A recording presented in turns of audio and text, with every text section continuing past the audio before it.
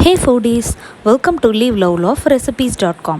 இன்றைக்கி நம்ம சேனலில் நம்ம பார்க்க போகிற ரெசிபி என்னென்னு பார்த்தீங்கன்னா ரொம்ப டெலிஷியஸான ஹெல்த்தியான கருப்பு கொண்டக்கடலையை வச்சு செய்யக்கூடிய மசாலா சுண்டல் எப்படி செய்யலாம் அப்படின்றது தான். ரொம்ப டேஸ்டியான ஸ்நாக் ரெசிபி.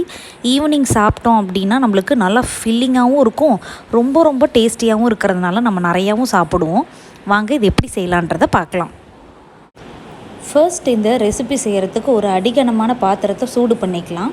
அதில் 3 to 4 டேபிள் ஸ்பூன்ஸ் அளவுக்கு ஆயில் ஆட் பண்ணி ஹீட் பண்ணிக்கலாம்.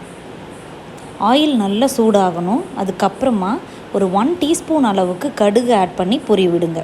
கடுகு நல்லா பொரிஞ்சு வரும்போது ஒரு 1 டீஸ்பூன் அளவுக்கு உடச்ச உளுத்தம்பருப்பு ஆட் பண்ணி நல்லா செவக்க விடுங்க. உளுந்து நல்லா செவந்து வந்ததுக்கப்புறமா 2 பெரிய சைஸ் வெங்காயத்தை நல்லா பொடியாக சாப் பண்ணி வச்சுருக்கேன், அதை ஆட் பண்ணிடலாம். கூடவே காரத்துக்கு ஏற்ற மாதிரி பச்சை மிளகாவும் கருவேப்பிலையும் ஆட் பண்ணி நல்லா சாட்டே பண்ணிக்கலாம்.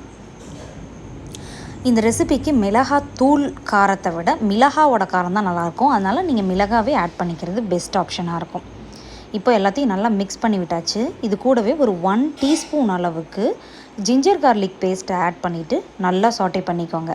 இந்த ஜிஞ்சர் கார்லிக் பேஸ்ட்லேருந்து வர ராஸ்மெல் எல்லாமே போகணும். ஸோ ஒரு மீடியம் ஃப்ளேமில் ஒரு 6 to 7 மினிட்ஸ் சாட்டே பண்ணிங்க அப்படின்னா அதோட ராஸ்மெல் எல்லாமே போயிடும். அதுக்கப்புறமா ஒரு மீடியம் சைஸ் டொமேட்டோவை நல்லா பொடியாக சாப் பண்ணி அதையும் ஆட் பண்ணிவிட்டு நல்லா கலந்து விட்டுறலாம்.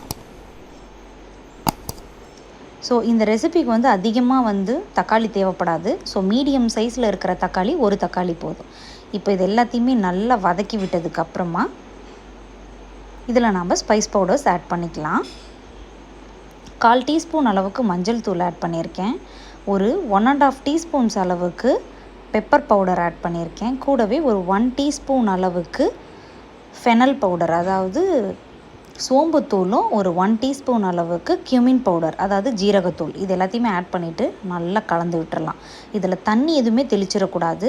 ஃப்ளேமை லோ மீடியம் ஃப்ளேமில் வச்சு தான் நீங்கள் இதை சாட்டே பண்ணணும், இல்லைனா இந்த மசாலாலாம் கரிஞ்ச ஸ்மெல் வந்துடும். இப்போ ஏற்கனவே 5 to 6 விசில்ஸ்க்கு ப்ரெஷர் குக் பண்ணி வச்சுருக்கிற சுண்டலையும் இதில் ஆட் பண்ணியாச்சு. சுண்டலோட தண்ணியெல்லாம் எல்லாத்தையும் நல்லா வடிகட்டிட்டு அதுக்கப்புறமா ஆட் பண்ணிக்கோங்க. நான் சுண்டலை வேக வைக்கும்போதே அதுக்கு தேவையான உப்பு போட்டு தான் வேக வச்சேன். ஸோ இப்போ கொஞ்சமாக நம்மளோட மசாலாவுக்கு தகுந்த மாதிரி மட்டும் சால்ட் போட்டு நல்லா கலந்து விட்டுறலாம். இப்போது இதெல்லாம் நல்லா மிக்ஸ் பண்ணி விட்டதுக்கப்புறமா கொத்தமல்லி ஆட் பண்ணி நல்லா கலந்து விட்டுக்கோங்க. இந்த ரெசிபிக்கு ஸ்பெசிஃபிக்காக இந்த கொத்தமல்லி சூப்பரான டேஸ்ட் கொடுக்கும், அதனால் கொத்தமல்லியை ஆட் பண்ணிவிட்டு நல்லா கலந்து விட்டுருங்க.